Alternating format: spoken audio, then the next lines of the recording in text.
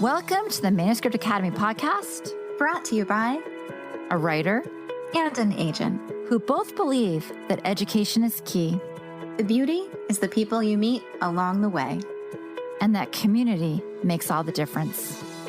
Here at the Manuscript Academy, you can learn the skills, make the connections, and have access to experts, all from home. I'm Julie Kingsley. And I'm Jessica Sinsheimer. Put down your pens, pause your word counts, and enjoy. We're so happy you're here. It is our very first official book club. We have some amazing authors here to talk about this incredible book. I'm so excited. I'm Jessica. I'm an agent. You know this already. Co-founder, Manuscript Academy, Manuscript Wishlist, hashtag MSWL, all the things. Over to you, Julie. Yeah, you guys know me as well. Julie Kingsley. I'm the co-founder of the Manuscript Academy. It is great to see you all here today. Yes, we're so happy you're here. And we have two very special guests who write under one pen name. Please introduce yourselves. Tell us about you. Hi, I'm Lynne, one half of Liv Constantine. And I'm Valerie. I'm the other half. Yeah. Oh, this is very exciting. You have so many successful works. You are a legend in our minds and in the real world. Tell us what life was like before. So we actually started writing together a long, long time ago. We wrote a first book called Circle Dance, which was about two Greek sisters navigating the Greek culture and sort of life, as growing up in the States. And that was published by a very small press under our real names, not Liv. So that was like 20 some years ago. And so, 2,500 print run. I moved to Connecticut. I had small children at the time who were 4 twins, and I was homeschooling. Valerie was very involved in philanthropy. So we sort of paused for a good bit. And then it wasn't until about 2012, I went to a conference in New York called Thriller Fest, and it reignited the passion. And I said to Valerie, you need to come with me next year to this. I started working on my own thriller. Valerie came the next year and said, what about collaborating again? So I said yes. And we wrote another book that at the time was called Black-Eyed Susans. And we were pitching that in subsequent years and getting rejected about that, getting, interest, but not fully. And so we gathered maybe 50 rejections on a couple different books. And then we wrote The Last Mrs. Parrish. And that was the book that got us our agent in 2017. And it sold in a preempt to HarperCollins. And that really launched our full-time writing career. So before that, it was a lot of angst and, sad emails and calling each other saying, oh, another no. But we persevered. And, that's how we got where we are.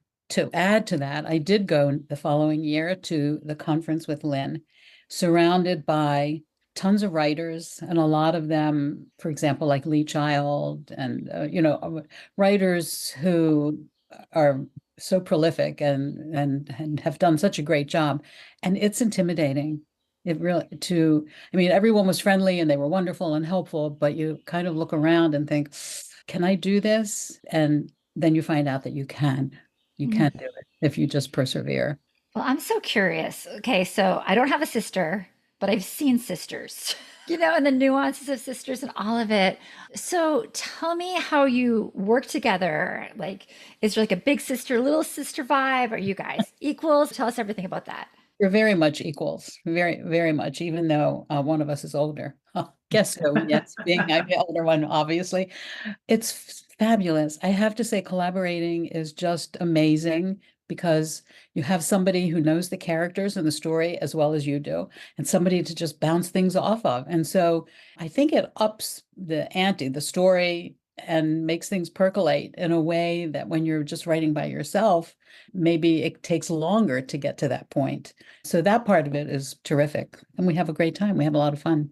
Do you come to each other like, hey, what if this thing happens? And then you're like, yes. Is that kind of what your process is like? One of you just suddenly has an idea, you show up and you're like, wow. And then is that kind of what it's like to be in the room with you?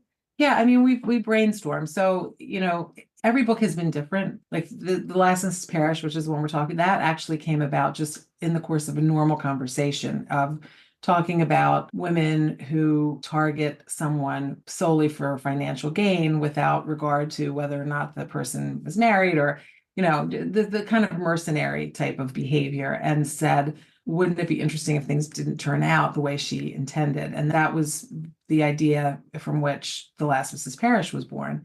So then, of course, we get together and we flesh the characters out and the setting, and that can take a month or two, as we're really laying the foundation for it.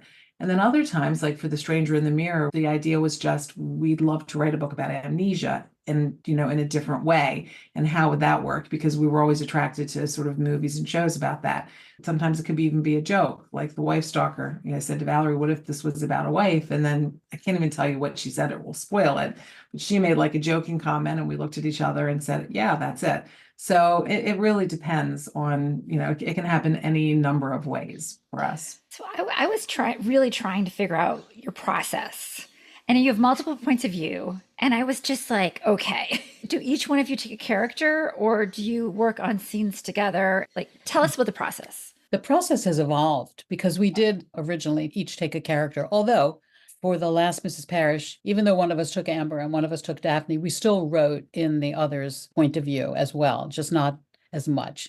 But since then, we really have reached the place where we both write everything because all of the characters are in every scene. And so you need to know all of them equally well, rather than just having one. And our writing style is similar enough that I don't think you really hear a different voice. We can pretty much mesh everything so that it sounds like it's coming from one writer. And we edit each other's work a lot. So, of course, both of our fingerprints are pretty much on everything. So we speak in the morning and we'll say, okay, I'm going to work on this scene, you work on that scene. We go off and do it. And then we email those scenes to each other with the proviso, go ahead and feel free to, edit. So we'll mark things up and track changes and send them back to each other. And we'll do that as we write the whole draft. And then when we go into revision, we'll both read it and then make notes. And then one person will go through again and do track changes. Then the other one will read it. And it's a very, 1, 2, 3, 4 step process. So as Valerie said, by the time the book is finished, this is before it even gets to our editor, which of course is going to make it change again. But at that point, there could be one sentence, which is half mine and half Valerie's. Oh, I love that. Yeah. So you are not pantsers. You have ideas of which scenes are going to go where. We're plantsers. We plot a little, we pants a little. We're sort of a combination of both. Yeah. Oh, I wondered about that. I imagine you plot out twists and about where they are going to go in the story. Yes. A lot of our sentences begin in what if. Well, what if this, what if that? We always know the big twist, but the other ones come along the way. Right. And we don't really write. You hear a lot of writers talk about, the 3-act structure, which of course, but we write more intuitively.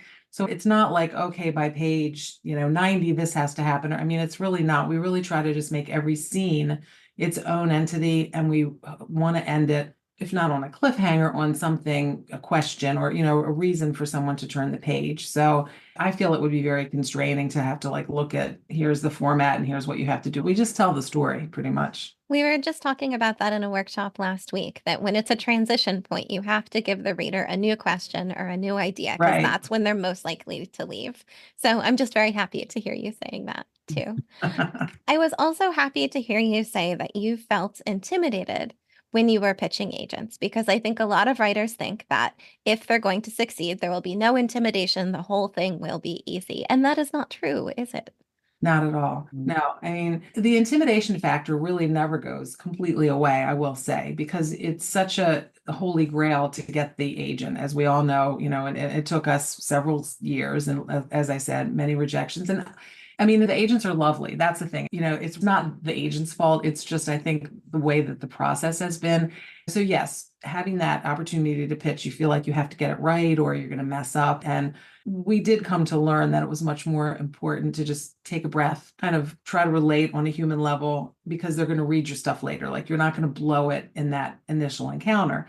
But even after having an agent, again, as I said to you earlier, every time a new story is submitted, there's a bit of a nervousness, or, there's still the power dynamic is very strange with it. It's not like in any other industry where that person is your agent and working for you. You still sort of feel like, well, I don't want to upset my agent. It just kind of never completely goes away. It shouldn't be that way. And I think over time, the best relationship is a partnership.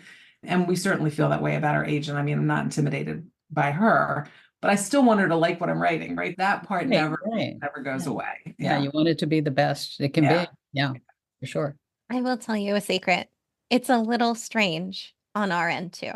Really? Yes. When I send edits to a client, especially if they are big edits, I'm like, what if she hates me now? Oh, Oh, okay. the hate only lasts for a day. Good. Well, so I mean, let's dig into that because I was listening to a story earlier today about an editor that had to tell an agent something really hard, and she wasn't sure that the writer was going to take it in a great way. So, does that happen with each other? Do you ever write a scene and say, "Oh my gosh, like my sister's not going to love this scene," or "I don't know how she's going to think about this comment"? Have you guys had that happen, and how did it go? I don't think so much for the scenes. I think we've had points when we're still in the development stage of the story where we've had a disagreement, where all of a sudden one will say, you know what, I don't really think this is working this way. And the other one might feel like it is. And that can be tense, especially if there's been already a lot of groundwork done, because you're like, oh, great. And there have been times when Valerie has said to me, this isn't going to work. And it actually did. And I was able to talk her into that. And then there are other times when she said it's not going to work and she was right and we had to change it, or vice versa. Right. I mean, so I think it goes both ways. Yeah, you're sort of like, oh my gosh, should I do this tomorrow or should I wait a day? Or yeah, because someone's not going to be happy, especially if there are big changes to be made. With this particular book, it was almost at the end. We were almost finished, really. And we made a big change. And again, it was resisted at first. And then we talked it out and decided that it was good. It was a good change to make. But it's a lot because you're going back and you're redoing. Yeah. Well, I think we're all jealous that you two have each other because when you write, just in solitary confinement, right, you're just going along and something's not right sometimes, but you often don't have that one person Yes. that knows exactly, what you're trying to do. So I think it's just really remarkable. I'd like to reach out to all the writers that are here with us today. If you have questions, feel free to put them in the chat. We would love to have you part of our conversation. This is a great one. What was the key to an unputdownable thriller? Do you have like a secret sauce for that? Well, I think one of the things is, first of all, character, like compelling characters, because if you don't care about the characters, you don't really care about what's going to happen to them. But I do think an unputdownable thriller is one in which every chapter leaves you wanting more, where you just all of a sudden it's 3:00 in the morning, you're like, okay, I've got to stop. And that's a challenge. You want to do that, but you also don't want it to be sort of gimmicky, right? Either. And you can't. So for me, that's the thing, when I just have to know what's going to happen, or I can't wait, if there's something happening at the end that then propels me to want. I think of one author who does this really well is Alice Feeney. Like every single chapter, something else comes up. So yeah, that's my opinion. What do you think, Valerie? I think pacing is important. You want it to move fast, and suspense, which goes back to the whole thing of the end of the chapter being like, this is a hook for me to keep going on. I need to find out what's going on. And of course, as Lynne said, the characters are supremely important. If you don't care about the characters, then why read the book? I thought about this too. I mean, Amber is compelling, but not super likable. I mean, But that's okay. I mean, that's all right. Yeah. I mean, she's so nuanced and she's so dogged, and there's so many things about her that make her interesting, but not likable. Right. So, talk to us about that. What did Tamara say? Do you have a key for making Amber compelling when she's plotting the end of a marriage? Well, you don't always know, of course. One of the things that we liked and what was fun about The Last Mrs. Parrish is you're in her perspective and you know right away that she's up to no good, but you're not exactly sure what it is. She's like being this fake friend. But what we wanted to do is make sure that in Amber's mind, she has a justification for everything that she does. So whatever her conscience may be, she can soothe that with the thought of, well, I was saying to someone the other day when she was plotting the demise of her boss so that she could take her position, but she tells herself, well, she really should be retired. She should spend time with her grandchildren. I did her a favor by doing that, all of it. So we wanted to make sure, that she wasn't a cardboard cutout and that she did have her own code. It's not our moral code, but she has her own moral code. And then also she's brilliant. I mean, and I'm going to let Valerie talk a little bit about kind of the elements Valerie put into it to make her more interesting in terms of her intellect and planning.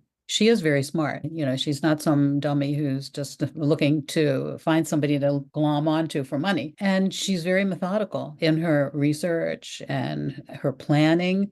And there have been many readers who have said, I kind of hesitate to say this, but I really sort of admire one aspect of her because she goes after what she wants. She perseveres. She keeps going through obstacles. She reads. She's improving her mind all of the time. And she's interested in that. It isn't even just, oh, I'm doing it just so that I can spew knowledge back to people, but she's really interested in learning things. It's just a shame that she has it all going in the wrong direction. But there are some traits to admire of hers. And she is funny. Some of her comments are very funny. It's a good sense of humor for sure. Well, even just that first encounter was so brilliant at the gym, happening to have a magazine that happens to feature something that is a huge emotional aspect for the woman whose life she's trying to invade. And then just happening to, I believe she just knocks it over. Oh, so sorry. Yes. Brilliant. Absolutely brilliant. And it's funny because, I've seen a lot of pushback from editors about unlikable female characters. Did you get pushback on that front? Because even though I'm not like, yes, do that, totally morally reasonable, disagree. I will say to everyone what I said before we started recording. When I was reading, I was like, she sucks, but I can't wait to see what she does next.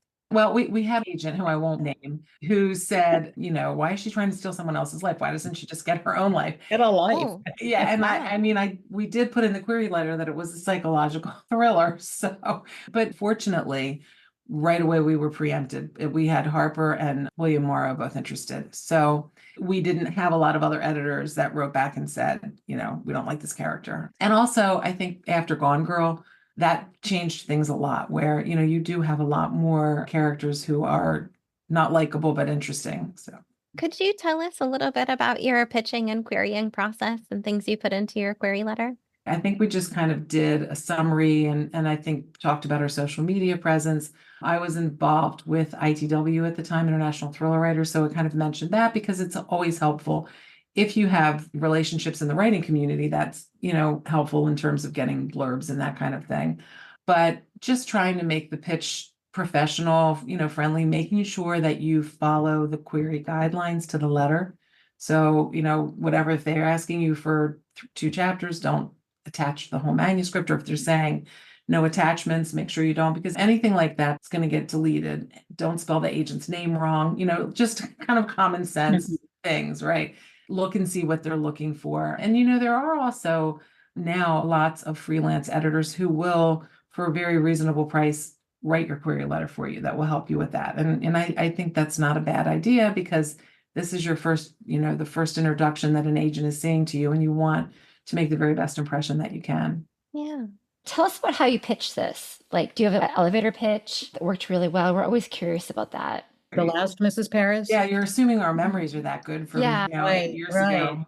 Yeah, I can't remember the letters. Well, I think you pretty much covered it, but we were fortunate because we talked to a freelance editor just about a part of the storyline. We didn't really have the manuscript professionally edited before we turned it in. And we formed a relationship with her. And she suggested an agent who she used to work with and said, I think she would be interested in seeing this. And why don't you send it to her as well? So when we sent it to that agent, we were able to say, so-and-so editor who we have worked with has suggested that you might be interested in seeing this. And then she also mentioned it. So it did get before that agent, and that became our agent. So it was a little different. At this point as well, we had met lots of agents because we had been pitching for a couple of years, other things. And so we narrowed down the list of like 5 agents who we knew. And so they recognized that as us as well. So that was helpful. Bernadette was the one who ended up taking it. The ironic thing is that one of the agents we pitched works for our current agent because we switched agents a couple of years ago. And I told her, and she loves The Last Mrs. Parrish. And I said, oh, guess what? By the way, we had pitched your agent. I told her the name. She was like, oh, please don't tell me that. Yeah. So we're with the head of the company, and her own agent turned it down 7 years ago. So yeah, it is very subjective. So if you get a response, it's like, no, I don't think I could sell this. There just might be somebody else who can. Yeah, it just takes one yes, really. I think that's reassuring and nice for everybody to hear. When did you first know that this was going to be a really, really big deal? I guess when Reese picked it, We loved it. We really felt good about it when we finished it, but I don't think that we knew it would blow up the way that it did. it was just sort of the one that we felt very much like, wow, we love this and we hope that it's going to land the way that we think. But there's so many factors involved, it's timing, it's luck, it's just it's a lot. So we were very fortunate that it was picked up by Reese's book club, because that really got us more exposure. And because as a debut, we didn't have a big following, and that really helped to get the book out there and get read, which was amazing. So Yeah, it's also interesting. Reese book clubs, like so interesting, fascinating to watch her process going from, book to film and everything else. Like, where were you in the sales process when she came in? Well, we were published already. The book came out in October, and we found out in November because it was picked for her December. I think now a lot of times it seems to coincide with pub days, although she sometimes picks books that have already been around for a while. Yes. We had to keep it top secret for about 3 weeks. We weren't allowed to tell anybody. Yeah, not even our husbands. So Yeah, we were that's not anyone. Wow. Yeah. because they don't want it to leak out, before it gets revealed. We didn't even Google her. We didn't even. Oh my gosh. Wait, so were you just walking around very happy and people are like, something is happening? And you're like, maybe. Pretty much. Yeah. Yes. That was it. Now you'll see people post on, I've got great news, but I can't share it yet. There's Right. all of this secret keeping until announcements. They announce it. Exactly. Oh, I hope everybody out there listening has a wonderful secret like that to keep sometime soon. That's really nice. Okay, so I have been picturing how in the world you organized when the reader knows what. Do you have like a big murder chart on a wall somewhere with red string? You have like bar graphs? How did you do it? We can do spoilers, right? Yeah. How about just say like, yes, it'll be a spoiler, come back in 5 minutes or Okay, yes. All right. So this one is the only one of our books where we deploy the major twist right in the middle, and it's through a point of view shift, which is like life, right? You hear one person's story and then you hear the other person. You're like, oh, okay, it's completely different. So we're in Amber's perspective. When we switch to Daphne, then we find out the big secret, the big twist that Daphne knows, but that Amber doesn't know. And it sort of takes you back in time, and you're hearing everything leading up to it. We had, in Daphne's point of view, you knew what was going to happen with Jackson and Daphne. You knew what was going to happen with Amber. And so Valerie mentioned the freelance editor said, it kind of cuts the tension because you're not so worried about Daphne if you know what's going to happen. And that's what, we talked about it and we created part 3 so that when Daphne's ended, you still didn't know what was going to happen. So that one little seemingly subtle change really could have been the difference between agents saying yes and saying, oh, there's just something missing. And sometimes that's all it is, which is, again, I'm not trying to drum up business for freelance editors here, but I think a lot of times, especially if you find the right one, they really can see things that you are too close to see. And it can make the difference between, getting an agent or selling the book and not selling the book. I second that. I think it's invaluable, really. Well, that twist, just diving into that was where I was just like, oh, like that. Yeah, like me it was where too. the genius was for me. And like, once we hit that twist, that is the point where I couldn't stop reading. And I just couldn't stop. And I was like, I was supposed to be doing other things. And I have to read a lot for this business, And I was like, sorry, emails. If I didn't get your email during this time, I'm sorry. I just couldn't stop reading. And it just felt like such a strong, powerful storytelling device. And so then you wrote The Last Time I Saw You. So tell us about the differences between those books. They're very different, actually. We did graduate to murder in the second book because there's no killing in the first one. But it's that what they call the sophomore book, right? As you know, it was difficult because of the success of The Last Mrs. Parrish. And we kept hearing everyone saying, now this one has to be better. This has to be better. This has to be better. And it was, oh my gosh, I don't know if we can do that. So it is a very different story, and it hinges more on friendship. It's a quiet wealth, the world that they inhabit in the second book, as opposed to all of the extravagance of The Last Mrs. Parrish, because we felt at the time that we didn't want a copycat book.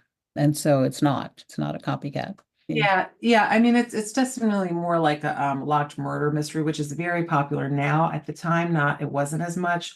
I'm honestly not sure that book was well timed in terms of following Parrish.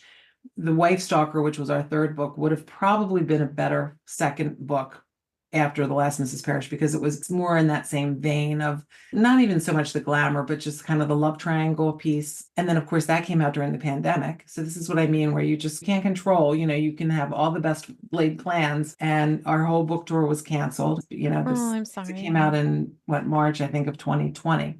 Mm-hmm. And then we did The Stranger in the Mirror. So it's funny because a lot of people are now just discovering The Wife Stalker and really enjoying it. But it was, it was just kind of obviously a bad time.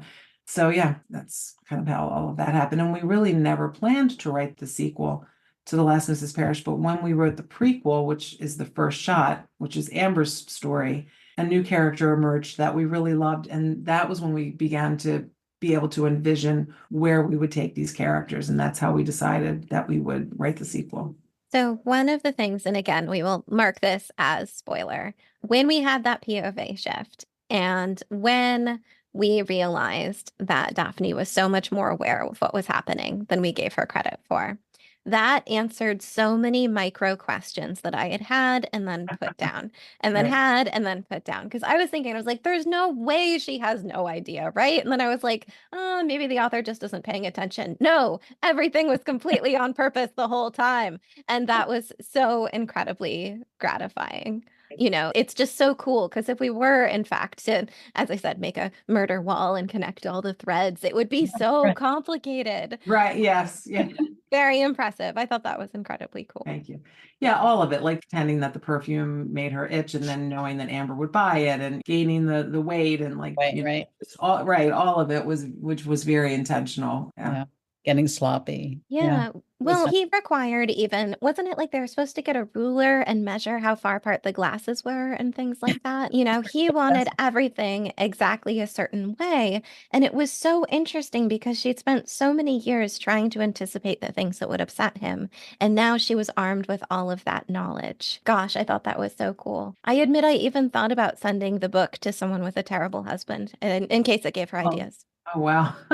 We've had some emails from people who have thanked us for sort of shedding a light on this kind of thing and, who have unfortunately been in similar situations, which is terrible. And on shedding a light also on how difficult it can be to leave Yeah. a situation like that. You had mentioned that you were inspired by your Greek grandmother's dark tales. Was this one of them? No, not at all. No.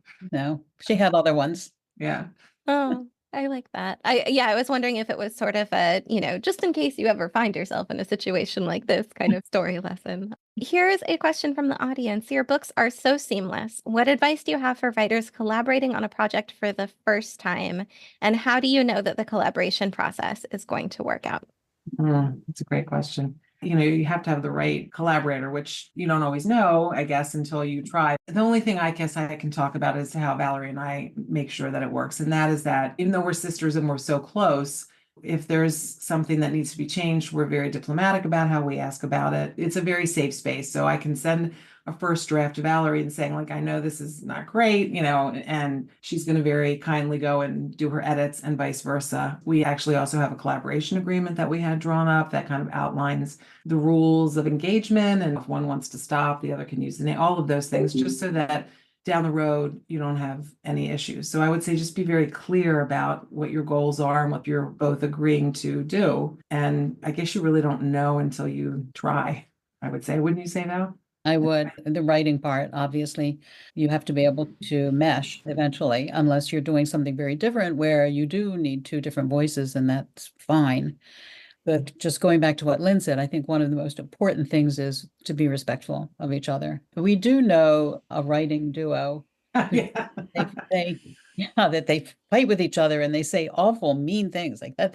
This stinks and this is horrible. And we knew from the very beginning that that was not going to be our MO. We do constructive criticism and we do it diplomatically and kindly.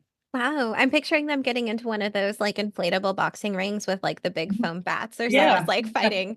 Yeah. Oh my goodness. That sounds so stressful. Yeah. If it's not fun to write together, then why do it? If it's going to be a chore, who needs that? And it does seem to be the books that are the most fun to write that are the fastest to sell. Yes. Yeah, it's true. Mhm. It is true. I wanted to second the idea that it is a good idea to have a collaboration agreement. It's really nice to know exactly what will happen in all of the different cases, who's responsible for what, how you're splitting the profits, all of those things. So that is not hard to find. You can get templates online, but just a way to just make sure that your expectations are clear. We have a lot of writers who are curious about how you decided to have one pen name instead of two. I'll let Valerie tell that story. Well, Lynn told you about the book that we wrote over 20 years ago, Circle Dance, and we wrote that in both of our names. So it's at the bottom, it says Lynne Constantine and Valerie Constantine. So when we sold the book to HarperCollins, we had lunch with our agent and our editor from Harper. And we were talking about, this is one of the things that came up. Well, how would you like your name to appear? And we said, well, we would like it to be the way it was on Circle Dance. Lynne Constantine and Valerie Constantine. And one of them said, well, that's going to take up, first of all, too much room on the cover. And secondly, nobody really knows who you are. So it isn't like there's name recognition. So let's think of something else. So we said, oh, well, all right. Well, how about if we just use our initials and we make it L.V. Constantine? And then one of them said, well, there's initial fatigue, which we thought was Initial fatigue. yeah. Oh my gosh. So then I said, well, how about if we take the L and the V and we put a vowel between the two consonants? And really the only one we could use was I, unless we wanted to be love. Right. And we decided against that one. So that's how we became Liv. Okay, so here is a question that I feel like people are always asking. The world is so busy. How in the world do you successfully schedule writing time and also focus and market with all of your other responsibilities? It helps to have deadlines. Yeah, for me, I consider it a full-time job. I mean, I used to work in the corporate world marketing, so I'm just up in my office every day from 8 o'clock till pretty much till 5 o'clock. I mean, yes, I might go and do something here and there, but I just make the time. That's your job. How has your pace changed with all of your success? Like you said, the marketing and the social media definitely takes more time, right? So that adds another element, which I like doing social media, but then, like we're about to embark on our book tour. So right now it's getting a little bit busy trying to not only like doing these kinds of things, doing the tour, but then also promoting that, right? And putting things on social media for everything, remembering to do that.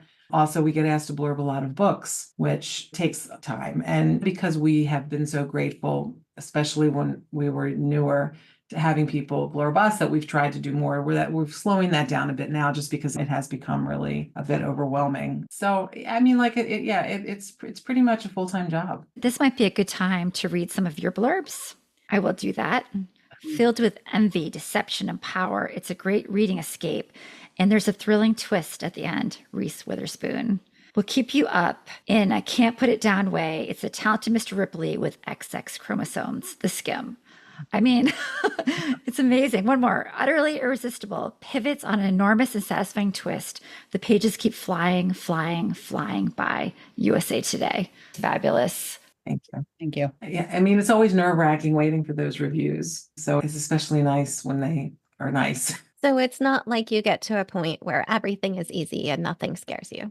Oh no, it's never easy. And like I said, I just came back from Thriller Fest with tons of authors, and it's hard. You're kind of only as good as your last book in a way, right? I mean, unless you're Stephen King, then which, who knows, maybe he feels the same way. I don't know, I can't speak for him, but I mean, we always want it to be better, right? There's no like resting on your laurels. You want to be improving all the time, and you can't write the same book, as Valerie said. So, but yet there are certain expectations that it's in a certain sort of lane, although it's nice to see a lot of authors are now veering off and doing multiple genres, which I think is great, because you don't always want to write the same thing, but you do have to make sure you're clear in your marketing so that your reader knows, because you don't want someone picking up what they expect to be a psychological thriller and then it's a rom-com, I mean, that doesn't really work.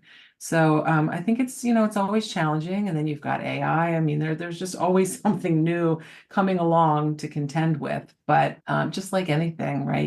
If you love it and you work through it. Kind of like how real life, there's always a conflict. In fiction, there's always a conflict. There's always something new. And we say in publishing that every 9 years, it's the end of publishing. Oh, really? Yes.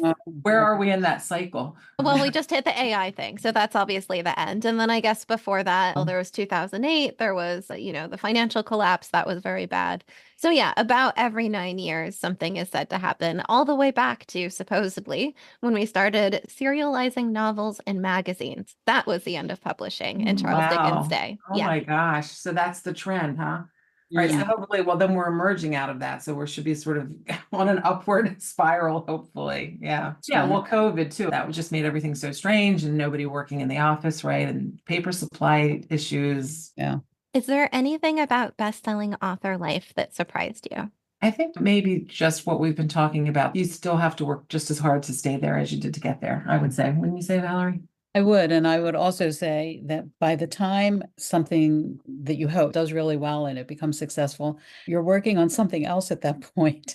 So it's almost like you can't fully enjoy that moment because you're on the next book that even when we're touring often, we're doing edits on another book that is going to come out the following year. So it's like you're always a year ahead of what's happening. So that part of it feels like it wasn't possible to fully enjoy the success of Mrs. Parrish, although it's wonderful and terrific. But yeah, as Lynne said, it's always the next thing that we're working on. It's so funny as you're saying that, I'm thinking of the book, right? And it's almost like you've achieved the fancy house. I mean, not literally, but in like the idea of it, of publishing, you have all the things that Amber had, that Amber wanted, right? You have it all. Like you have it in print, you're on tour, you're on lists, just like Amber wanted, like the food and the boat and all of it and the view and the prestige, but you're still living your life. Like, I think it's just such an amazing metaphor of what you created in the last Mrs. Parrish to what it means to be an internationally best-selling writer, right? There's always something, like for wherever you are in your life, whatever you're doing, there's always something to worry about, to think about, some more to achieve, right? Yes, life goes on. And yeah, you're right. It doesn't change any of that. Right. As you said, you still have worries. Things come up every day. The grass needs cutting, the weeds need weeding, and then it's life. Yeah. This is a nice question. Did you guys make any mistakes at the beginning you cautioned us not to make? Or perhaps a softer question, are there any mistakes you would caution authors not to make? Well, I think submitting your work too soon is a mistake. Just making sure it's really as perfect, whatever that means, shape as it can be, because you're getting that one shot. Like the last thing you want to do, it could be something that polished would be great and get an agent, but you've blown your chance if you've submitted it before that point. So that would be, the first thing. And then I would say when you have an agent, I think in the beginning, learn what you can about the publishing industry. I think we were probably, a little needy. I mean, now we don't need quite as much hand-holding, but that I probably would email my agent less in the beginning than I did then. I mean, Jessica, you probably know that, right? When you're new authors. Oh, but we expect it. I mean, it's so scary because it's such a big industry to learn, it takes us years too. So we expect some degrre of that. No, I would prefer not to get texts in the middle of the day on Saturday, like get on email, I have a question. And then the question is, what font should I use? Please keep it to the actually urgent stuff that interrupt my weekend. But I think in general, we just expect it. And I would say too, if something isn't resonating and you're getting a lot of rejections, don't be afraid to put that in a drawer and move on to the next project, which is exactly what we did before Mrs. Parrish. We put that manuscript away that we really loved, and that was hard to do. And then we started on something new. And that isn't to say that you can't open that drawer and get that back out again at some point and rework it. Yeah, absolutely. Because you will learn so many things writing your next books that will help you when you go back to see it with new eyes. Exactly. I love this question, particularly for those writing thrillers. If you are writing a character who is a psychopath, how do you do the research to make it come out realistic? We used to be married to psychopaths, so we did. He's joking. Joking. I have a good friend who is a psychologist, and so we obviously read all of that. But then when we have this character sketch and certain things, I'll sit and have lunch and just kind of run down. And, she's the one who told us too about, like, if you remember when he sent her all those roses in the beginning, that like the love bombing and the just like so over the top, all of it. And that's a characteristic of the like the narcissistic sort of sociopath. And I think it's so around us too, and so talked about on social media and in the shows that we watch. Probably everybody could easily say, here's the definition. It's true. They are everywhere. Yes. It's 1 in 25, right? In the real world? What? I think it is. Well, Yeah. I think so. I mean, but it's a spectrum. So I don't know that they're not all like all the way on this end of, I mean, it could be the person at work who, cheats you out of a promotion. Not that's good, but you know what I mean? Like they're just They're not going to kill you. They're just right. going to take your job. Right. Yeah. Yeah. I mean, I think that's so interesting because learning about the darker sides of human nature, I think will help writers in a lot of genres. Readers love that too. I think we all love to read about the dark side of the mind and it's so interesting. Yeah. And for those of you, if you are writing something definitely you have a narcissist character, I believe on TikTok it is #NarcTalk, NARCTOK, that has people talking about their experiences with narcissists. Oh, Tamara, I saw this too. Yesterday I read an article about the uptick in serial killer semi-truck drivers. Oh, that's horrible. Great. Yeah. Oh. So does the news influence what you write as well? It hasn't. Not so far. I don't believe any of our stories have been influenced by news. No. And if you get a really strong reader reaction, do you take that into account when writing your next book? Like they super duper loved this element, so we'll add that in next time? No, not really. Mm-mm. Yeah. You can't pander to anybody but, your characters really. Yeah. Yeah, I think that's really important. I know I say this a lot, friends, but don't just run around following everyone's advice. Just because Agent A says do this does not mean that you actually do it if you don't want to.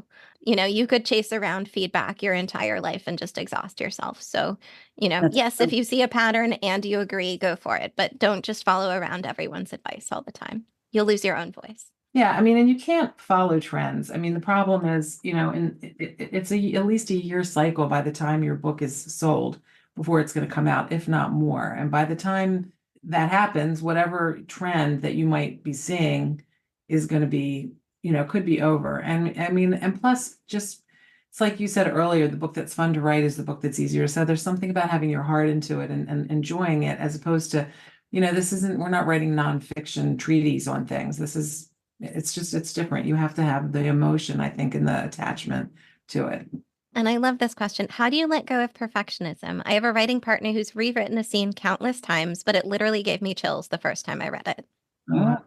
Yeah, that's a tough one, I think, getting rid of perfectionism, because I find that even reading the finished book, you want to change stuff. Oh my gosh, why didn't I say it this way? Or why didn't we do that? But that's difficult.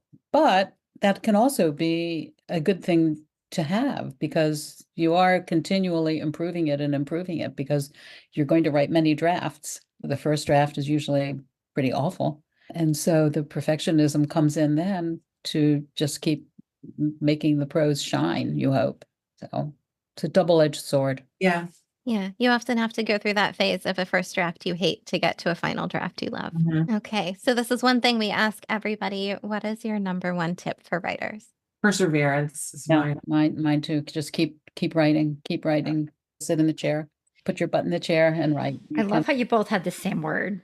That's so amazing. I can just imagine at Christmas or the holidays and you're trying to relax and all of a sudden, like one of you hears something and you lock eyes across the room and you start writing notes. It must be hard to turn it off. Yes, it is. Yeah. I mean, my husband, we were looking for cars a while back and we were opened this one and the trunk was really big. I'm like, oh, wow, you could fit a body in here. He's like, sorry. It's always, or like somebody's, looking over too much in the parking lot and I'm worried about getting kidnapped. Like I won't park next to a white van, or if I am, then I'm waiting for them to leave because I'm thinking they could like open the thing with a stun gun. And plus I watch too much Criminal Minds and those book shows as well. But yeah, it is hard to turn it off. Yeah. Have you ever had a moment when you were out together and someone said something and you did just look at each other and know what the other was thinking? Oh, a lot All of the time. Yeah. And the nice thing is that we also speak Greek, so we can even talk to each other with hopefully the other person not understanding. Oh, I love that. That's so exciting. You have almost a secret language if you are here. That's right. Oh, well, I am so grateful that you came to talk with us. This is so exciting. I absolutely loved your book. It is, Thank you know, you. my brain is so full these days, and it is so rare to find something that holds my attention like Oh, this. And so thank you you. have really, really, really figured that out. And it's so rare. It's so nice to see. You know, I wish it was the sort of thing where we could just put it in a bottle and give it to our members. Like, here, now your book will stay in people's minds. Congratulations. Right. I mean, I'm sure there's not one quick, like, dear everybody, here is how you do this. But just one final thought. Is there anything you can think of that just helps that happen, which I know is so hard to define? I don't think you can think about that when you're writing your book. I think maybe that's it. You can't be thinking. You have to fall in love with your idea, your character, with your story, and just write it, and not be thinking of, reviews and what's going to happen later. Yeah. I think it really helped us that we loved both Daphne and Amber. I mean, loved Amber in a crazy kind of way. And they were both fun to write. And so that makes a huge difference if you're really invested in that character, I think. Yeah. We love spending time with them, which is, we were so happy to come back to them as well. So I think that's it. Yeah. There's no formula, and you don't want it to be formulaic either. So, right. I love that. If you think of your characters as people you want to spend time with, I'm sure that helps a lot, because in a sense, we are spending time with them. Right. Yeah. Think Aw. about that. Yeah, you dream about them, think about them, write about them. Yeah. We're getting lots of nice notes in the chat. It was such a fun book to read. Thank you for taking the time to share your thoughts, ideas, and My experiences. pleasure. Thank you so much for speaking with us. Such a gift to hear from you two on your process. Thank you. Thank you. And best of luck to everybody. Thank Thank you. you. Bye. Bye. Bye. We are so glad that you joined us. And as always, we appreciate your feedback. Just head on over to the iTunes store and let us know what you think. It not only helps us make this podcast be the best it can be, but it also affects our ratings within the iTunes platform. We'd love to hear from you. If you're feeling brave and want to submit your page for our First Pages podcast, you can send it to academy@manuscriptwishlist.com with First Pages podcast in the subject line. We'd also just love to hear from you. And if you'd like to learn more about the Manuscript Academy and everything we have to offer, just jump on over to manuscriptacademy.com.